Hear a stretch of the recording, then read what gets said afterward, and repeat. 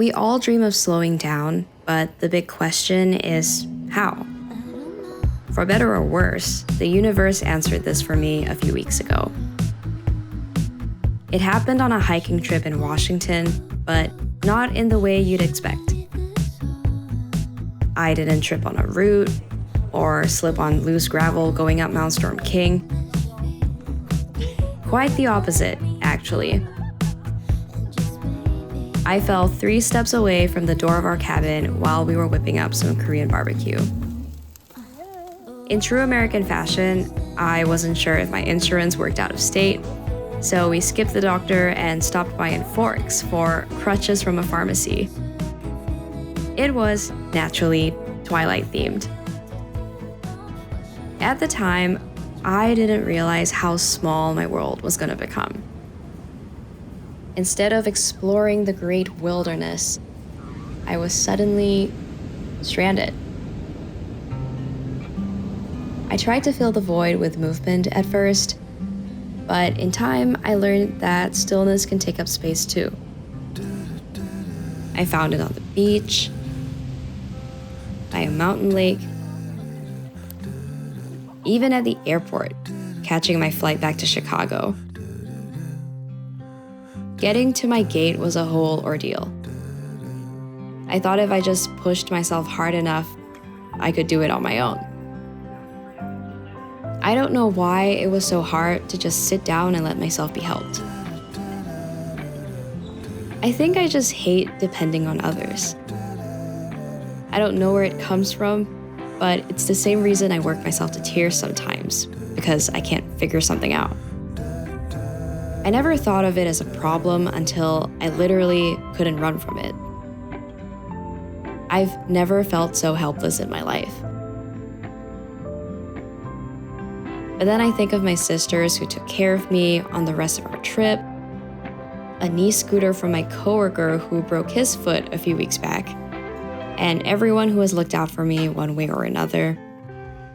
And I think life feels a little more kind when you give yourself permission to lean on someone.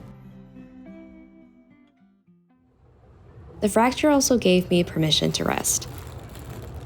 For the longest time, all I could think about has been my career. From taking calls from truly anywhere to traveling through my sinus allergies. I would rush from a long work day to the gym just to convince myself that I wasn't falling apart. Now that I can barely walk, much less dance, I realize I was definitely not okay. It's a little sad that I needed an injury to see it. Now that I'm in my apartment all day, I can indulge in stuff I haven't done in years. I rewatched a 76-episode palace drama called Zhenhuan Zhuan, introduced to me by one of my college friends. It's about the royal harem back in the Qing dynasty, but the hierarchy and politics honestly remind me of work. If Zhenhuan were alive today, I think she would make a pretty good consultant. I also spent a lot of time doing nothing. Honestly, I think that's the reason I could make my last video about a road trip across the US. I procrastinated on it for 4 years because I always thought I had something better to do than sort through 30 hours of footage. In reality, I just needed some quiet to reflect on that one other time in life when I wasn't stressed out of my mind. The word I keep coming back to is luxury. It's been ages since I've had an uninterrupted stretch of time to just do anything, with no pressure to dash off to something else. Not that my foot will let me at this point, anyway. You know what's funny? I didn't even get promoted after all that. Something about the market being really bad, I guess. It almost feels poetic that I broke my foot the same day as my firm's promotion celebrations.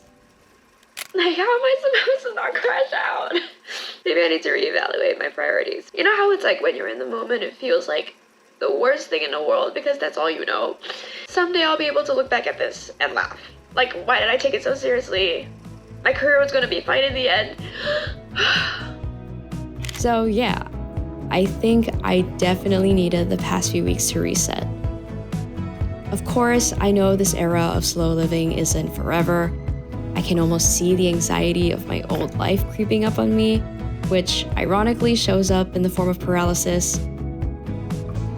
But I'm also ready to get back on my feet. I've always loved to travel, even if it means spending weeks away from home and having less control of my time. But when I head back this time, I'm gonna try to slow down. Not because I have to, but because now, at least I know how.